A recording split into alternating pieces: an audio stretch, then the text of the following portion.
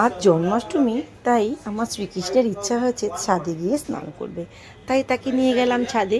তুলসী গাছের সামনে গিয়ে সে একটু স্নান করলো, কিন্তু বেশিক্ষণ তো রাখা যাবে না।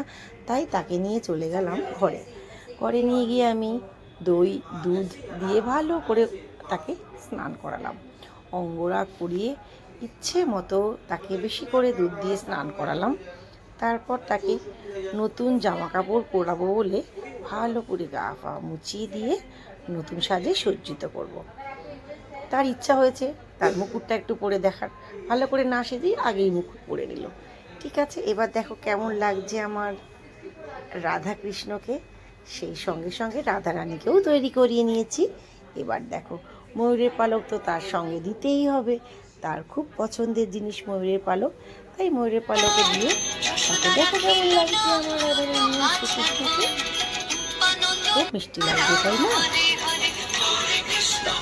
তারা পুজোয় বসার জন্য রেডি হয়ে গেছে। প্রস্তুতি চলছে আমার রাধা কৃষ্ণ